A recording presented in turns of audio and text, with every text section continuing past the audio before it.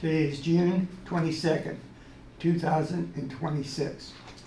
I am entering George Cernus, John Cernus at the Butler VA Medical Center. Mr. Cernus is 83 years of age and was born on March 4th, 1943. My name is Chuck Jennings. I am being assisted by George Richardson, videographer. Mr. Cernus, what branch of service were you in? United States Army, And what was the highest rank you achieved? Spec 4, And where did you serve at? Fort Sill, Oklahoma. Well, before we get involved in your get involved in your service, let's start back at high school. Where'd you grow up at? Elwood City, Pennsylvania. So, in your senior year, junior, senior year, did you do any sports or? Oh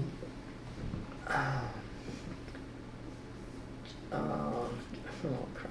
I ran hurdles, jumped hurdles, and I mostly was in the drama club, basically. So, did you, for your education, did you go just general, or did you go towards college or education? Academic. Academic. Yeah. Okay. And once you graduated, what year was that? 1961. And in '61, did you get a job right away, or tell me what's going on in 1961? I worked for Hamburg Brothers. They were out of Pittsburgh. They were RCA distributors. They had an estate in Perry Township on the Slippery Rock River. Quite a nice estate. And I did that for 2 years, taking care of the swimming pool, the grounds, parties, and all that. Yeah. So, once that 2 years had gone by, what happened in your life at that time? Basically, I was still in college, and I was going part-time. And I got a draft notice. If you weren't full-time, I was carrying like 11 hours and you needed 12. So I got a notice from the draft board. So I thought, well, in Newcastle, I'll join the Marine Reserves.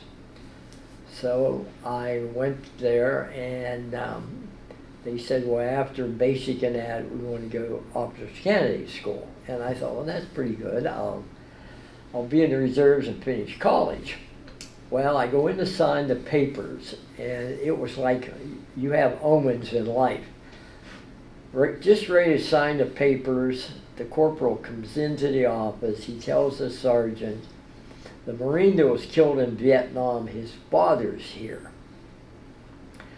The sergeant got ready. He said, John, you'll have to come back tomorrow. I said, okay, Sergeant. I walked out, and the father had the fedora hat. He had a brown leather jacket that was old. He had blue pants, a blue shirt. He worked in one of the steel mills. And I looked at the sorrow on that man's face, and I said, I'm not going to maybe put my dad through that. That was like an omen, I think. And they called the next day, and I said, no, I'm not ready. I'm not interested. And basically, that was the deal as far as joining. What else do you want to know? Well, at some point, either the draft got you, or you did join. Yeah. You did join up. No, the draft got me. Yeah. So how long before the draft tracked you down and sent you a letter? I would say, that was probably 6 months. So I took I said, no sense going to school because you're going to, get drafted. So I went to the draft board, and the woman told me, she said, well, you'll have to appeal since I have these college credits. And I said, I'm no draft dodger. I said, I had 5 uncles in World War II. So the William Penn Hotel in Pittsburgh. The owner lived in Elwood City. So he wanted a car delivered to Florida. So my mother went with me. We get down to see my great uncle and aunt. Coming back, I picked up another car. I was in Maryland. Near the line, I called home and I told my sister, we'll be home in a couple hours. She said, you got a letter from the draft board. Dad opened it up and you got a deferment. Well, there's no way. School was already I couldn't get into school. So basically, that's, and basically with this knee, that I blew it out in 61, I'm actually a 4F, but I lied about it because I wanted to fly them helicopters. So when I took the test, the basic test up in Pittsburgh, they put you in a room in that little clicker. And I basically flunked it on purpose because I didn't want to be in intelligence or whatever. And so the colonel called us in. That was Army Security Agency. I'd never heard of it, 4-year enlistment. And he said, basically, did you ever get arrested? I said, no, if I ever got arrested, my mother said, you're going to stay in jail. He said, did you ever smoke marijuana? Well, I never have, but you never saw in 64 marijuana around. And he's not saying much, and I said, if you're overseas in this unit, I said, can you go to the village or in town? He said, well, there's no reason to. We have a new base in Turkey, swimming pool, and a basketball court. I said, I'm only 5'8". I don't like playing basketball. I said, is that swimming pool indoor or outdoor? And he gets very aggravated, climbs up over the desk and looks at me and he raises his voice. It's outdoors, son. And I said, well, you're not telling me where this is in Turkey, but it has to be up on the Russian border and it snows up there. If it's not heated, you can't swim. His mouth drops open. He goes, you really know your geography, don't you? And therefore, in basic training at Fort Gordon, we were at Fort Jackson Easter weekend of 1965, and they had a spinal meningitis breakout up on Tank Hill, so they shipped us over to Gordon. And that was quite a scenic ride because you didn't have the interstates on the bus. You went through those towns, and it was enjoyable. Well, at Gordon, on the monkey bars, the last swing I hit that foxhole and the trick knee, boom, I go down, couldn't get up. They put me in the kitchen for 2 weeks. So therefore that was, and the rest of basic I didn't have any problems with.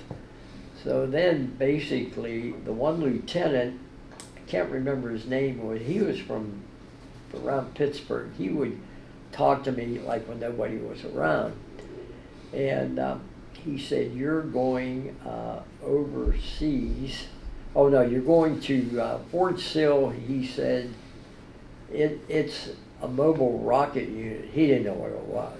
So when I got out there, with the knee, you weren't that physical. There weren't any problems, you know. And a lot of guys got deferments they could have been in the service. You have banking, cooking, whatever, you know. And so at Fort Sill, looking back, Sergeant Cruz, he was Filipino, or Captain Cruz, excuse me. He would talk to me when nobody was around. And I was like an acting sergeant, you know, and you had that armband. So a couple of boys were finishing up classes and that, and this Sergeant Pate carried a swagger stick. And all he did was march. He didn't do anything, you know. He was a E6. Well, anyhow, he tells me, he said, a couple of guys flunked the inspection. He said, I will be back at noon. Make sure they pass inspection. Okay, Sarge. It's 12 o'clock. 1 o'clock, 2 o'clock. A couple of the boys, their parents were from Nebraska. They came down to see them. They were going to Germany overseas. Or I said, go sign up. You guys passing this. But he shows up at 6 o'clock. Where's Joe and the ho-ho? I said, they signed up. Their parents were here to pick. Who gave them the authority? I said, I did. Well, who gave you the authority? I said, I was the highest ranking personnel. I said, you were supposed to be here at noon. Well, I'm going to take those stripes. I said, you take them, you keep them. So Captain Cruz corners me. He said, what happened to your stripes? And I told him, oh, don't worry about it, John. I said, I'm not. So he corners me, Captain Cruz, and he said, you're going to Germany. You're going to be down in New Jersey about 2 weeks. You call your parents and they can come down and see you. Well, there's 150 of us lined up, 3 buses. 3 guys left. I'm one of the ones that didn't go anywhere. I said, hey, Sarge, what about me? Shut up and get back to the barracks. Oh, okay. Well, what's going on? I come out to go to the what is it, the restaurant or whatever. Captain Cruz calls me over and he goes, John, you know where you're going? I said, you told me to Kissingen, Germany. He said, no, guess again. And that weapon was in Korea, the rockets. I said, Korea. He said, no. He said, guess again. I said, Vietnam? No. Guess again. I don't know, sir. You're staying here with me. And I was 5'8", he was about 5'6". He puts his hand on my shoulder, and I said the poop word, S, you know. And he said, you'll be fine, John. So looking back, he was like your savior at the time during the war. And now I'm a Spec 4, and we would have charge of quarters with the trainees on the weekends because the sergeants were mostly married and they lived off post. They didn't work on the weekends. So a private comes in, he's carrying a pen and pencil set with nice brass. I said, where'd you get this? Sergeant Pate. I said, well, why did you get this? We had to buy those so we could get a pass to go in town. I said, what did you pay for it? He said, $25. I said, this is really nice. I said, you'll get it back. I said, don't say anything. Go sign out. So how you remember names? Elwood Deason. I'm from Elwood City. His first name was Elwood. He was the first sergeant. He comes in. I said, Sergeant Deason, can I talk to you? He said, what, John? I said, in your office. We go in. I said, how do you like this? Where did you get that? I said, your Sergeant Pate is selling those to the trainees so they get a pass. His face gets red. John, I will take care of this. Don't say a word. Yes, sir. Yes, Sergeant. 2 weeks later, Sergeant Pate is going to a combat unit in Korea. So 5 o'clock, he comes walking out, he has his papers. I said, Sergeant Pate. Yes, Specialist. I said, just remember on a cold winter night in Korea, remember Specialist Cernus. I got even with him. And he should have been lost rank, but they cover up, you know. And that was then overall. I got on the rifle team, and I had the captain's car or Jeep. I would go out to the West Range, and I'm driving along gravel road, and I hear a boom, artillery. I hear it going over my head about 200 yards. They're landing, blowing up. I looked, there was an observation post here, right? I turned the Jeep around, I pull up, and I thought he was, I thought he's a sergeant. I said, hey, Sarge, and he turns around, and he was a black colonel. And I went, oh, I saluted him. I said, oh, I'm sorry. He laughed. He says, where are you? I said, I'm going down range to that rifle range. He said, just stay on that road and don't get off. Boy, I put that Jeep, I pegged it all the way down. So I get down there, and I probably have, I think, 6 months left. And the sergeant, he was from East Palestine, from Elwood. That's not very far. So if I'd had him in basic, I'd been sharpshooter. So I fire the rifle. He says, click it, John. And man, I'm dropping in. This major comes over, and he sees your stripes. He said, are you U.S. or RA? I said, I'm U.S. He said, how much more time do you have? I said, 6 months. He said, would you extend 6 more months to be on the rifle team? Now, those guys were like professional ball players. But you had a war going on, and they needed snipers, too. And I thought, no. I said, sorry, sir. I said, I declined. Because I didn't trust them, because they could tell you one thing and ship you where the demand was, if you qualified. And so then there was a Philadelphia unit that were with the Honest John, Little John. So from Pittsburgh, we went by bus down to, I think it was Camp Pickett, Virginia. And it was the Honest John. And the guys were great. A lot of them were very well educated. But we were playing war games. I'm in the rocket launcher. I have a driver. And this lieutenant goes up in through this field, and I had this map. He said, where are you? I said, that's a minefield in there. So the day of the firing, my last day there, I'm leaving it, I'm safety officer. Now that rocket is like where the TV set is. You had wires going to the Jeep. To me it was antiquated. And you had a plunger, like, you would have thought everything would be, but it wasn't. He hits the button and the damn rocket doesn't go. He points to me and I said, I'm not going out there, because if you went out where the rocket was and that thing ignited, you're cooked. So I go back in. I said, out of the Jeep, sir. He gets out. I'm sitting there, get in there, they don't have the switch on.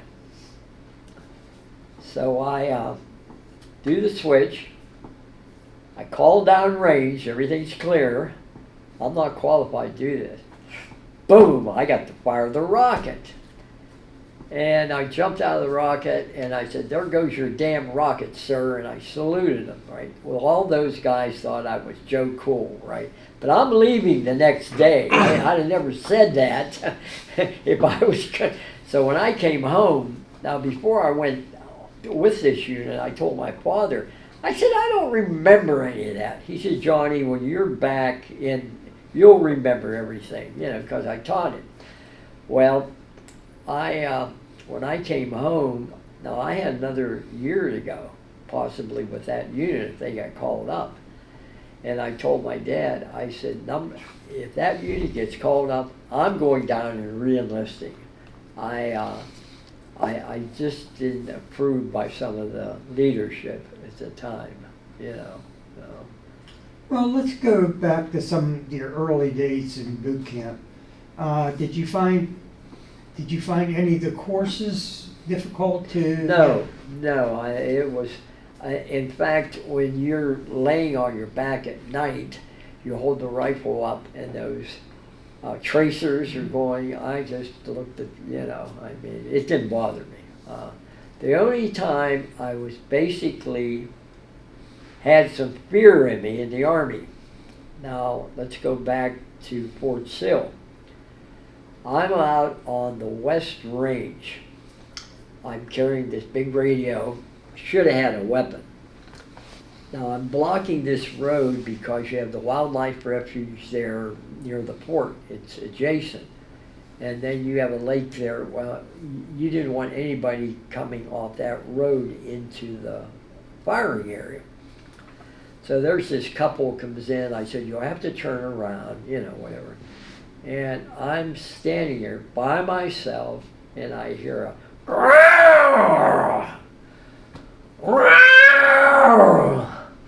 mountain lions, right? Cougars. And I don't have a rifle. What am I going to do? There's one over there. There's one over here. Oh, should have had a weapon. I fired a couple rounds in the air, right? I went, must have scared them. But that was scary because, they'll chew you up. I can actually say that was the scariest part about being in the military. Yeah. I was very fortunate, very lucky, So then you got transferred to your other bases for your regular duty in the United States. Do you remember any time, when you had leave, or did you go any place spectacular while you were? I came home on leave. And today, if you have a hat or any, people thank you for your service. During the Vietnam era, that was a no, people never did that, right? But anyhow, I came home, I had this uniform on, exactly. The old Pittsburgh airport, I walked down to the Swickley Bridge, and I decided to go up 51. There's a mountain road, Broadhead Road. Hitchhiking. Nobody would pick you up. And my dad worked at Crucible Steel. He worked turners. My mom did drive. So basically, I walked up that hill, and a car picked me up, a Corvette. His name was Skip White. He was in the Air Force Reserves. He ended up marrying Linda Jones later. She had car dealerships in Beaver Falls there. He dropped me off in Beaver Falls, and one of my buddies picked me up. But that's the way it was. Mm-hmm. That was almost 5 miles that I walked down in that uniform there, and nobody would pick you up. Yep. Yeah, more than aware. Yeah. So, back to base, we heard about you and the sergeant. Was there any other things that you got involved in? Any other problems that you resolved or got there? No, he was number one. He was number one problem. Yeah. All the sergeants, there were a lot of black sergeants in that era that stayed in the Army. And I got along with them, and I always do. I don't care what nationality or color you are. We're all brothers. We have the bad ones in us, and we have the good ones. And overall, the one sergeant told me, he was in E7, he said, John, he was from Florida, and this was after the Korean War, and he was going up to Fort Bragg. So basically, he had, I guess you got gas or something, or a little, and his little boy had to go to the bathroom. And his little boy couldn't go to the bathroom because it was whites only. And he said, what would have you done, John? I said, well, I was too young. You wouldn't have known me. But I said, I'd have told you to get the hell out of the Army and come up and work in a steel mill. I said, they don't discriminate. And now, 1960, let's see, 63, she was like a sister. We were neighbors, Ziegler's. She went to a private school down in Virginia. And where you went past, that's VMI, Virginia Military Institute. So at the dance, I have a suit on, graduation dance. Here's the cadet, VMI. I'm introduced to him, and he goes, Johnny, where are you from? And I always said Pittsburgh, because people knew Pittsburgh, Elwood City, it's a small town. He goes, you damn Yankee. I went, well, the only thing I know, I guess you forgot who won the war. He did an about face and walk away from me. And now when I was down in Georgia, same thing, you ran into that, you know. And then you got that, oh, you're a Yankee, or, you know. Then in Fort Sill, we went in town. One of the guys had a car. I'm still in the advanced training. Go into the drive-in restaurant. There's a couple cute girls there. I said, hi, how are you? You're a doggy.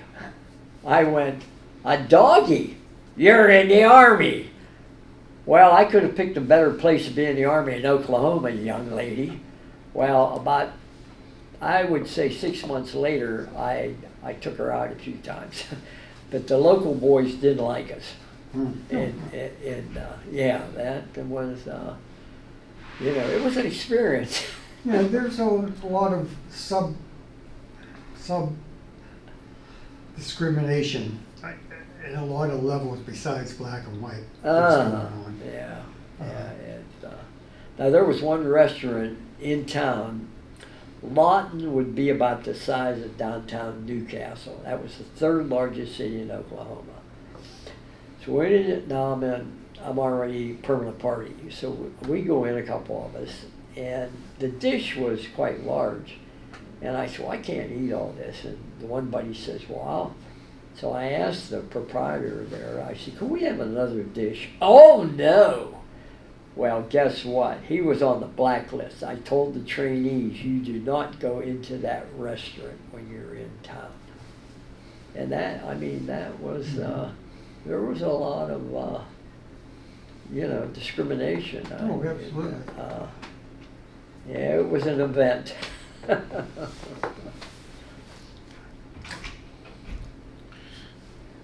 27. Okay, let's move on to after you came out of the Army. What did you do? Well, basically, when I first got out, I said Uncle Sam owes me a vacation. I just collected, I think, $40 or whatever, and hopped in the car and went different places in the country, basically. Then I had Keystone Discount. I managed that operation that the oil people had. Well, go into that a little bit. Pardon? The oil operation. Yeah. Go into that a little bit. And well, they were invested. Keystone Discount had everything but a pharmacist. And when they opened it up in Elwood, people thought that it was mine, which I never, you know, told. So basically, what happened there, the truck would come in every 2 weeks. And back then, you had to wear a tie and a shirt, you know. Well, the truck comes in, and where's the help? Oh, you have to help unload. And it's hot in the summer. So you got to put it on a cart, bring it in, you know, you're sweating. So then I just wore a shirt like this next time. So this Columbus, how you remember names, he comes in, and my dad said, do not even take a penny. If they accuse you of stealing, you can look them in the eye. So he comes in, he looks through the store, and he says, there's only one problem with this operation. And I'm thinking, what? He goes, you're a tire. I said, you're the office manager. I said, yes, but I said, your company eliminated the unloader, and I'm the unloader, and that's why I'm dressed the way I am today. Well, that's against company standards or whatever, right? And he left. The next week, the manager comes in, a young fella, and he always told me, and he was in the restaurant, I went in to get a coffee. He was like sheepish. And I said, something's up. And he said, John, I hate to tell you, but Columbus fired you. I said, okay. Here's the amount of money in that. And Dad said, don't even take a penny, you know. I went right across the street and I signed up for unemployment. Well, they denied me that, but then when I appealed it, he was lying. And then I worked at, I had worked at Crucible Steel. My dad worked there in Midland. I worked there for about probably a year. And then I got a job with selling furniture out of Michigan. Stephen Edwards, they made corner beds. I was manufacturer's rep for that. Then you would come home every week in suits. My mother would do my white shirts because you're single and you don't have anybody do your shirts, you know. And then I went with UPS. I was with them 10 years. And the money was good. I had a run from Rochester New Brighton to New Wilmington, then to Du Bois every night. Well, that was paying like $1,000 a week. I mean, that was good money, you know. But you're on, and you would meet girls. I'd go to Youngstown where I went to school. They had nice nightclubs over there, and you'd meet a girl there, take her out a couple times, and then, why did you quit that job? I want to see you during the week. Well, their dad didn't own a big factory and say, we're going to give you a desk up front, you know. And so people, you know, they'll say, I can't believe you've never been married. Well, when you have these certain jobs, you don't have any time to romance anybody, you know. And then as you get older, how many of the girls have passed away and good friends have passed away. And it's, you just wonder where Father Time goes. Mm-hmm. You know? You're so right. Yeah. So, what would you, if you had to surmise one word or 2 or 3 words of your life, what would you come up with as an answer? Just a normal guy, that's all. Oh. You know how some people, they brag about things, what they are, and then, you know. Then I actually worked in as an extra when they were producing a lot of the movies in Pittsburgh there. And that's good work. You don't do much. You know, you make a few bucks, and, you know. And, Well, at this time, I would like to thank you for your service. you're quite to this welcome. nation. Thank you very much. Now this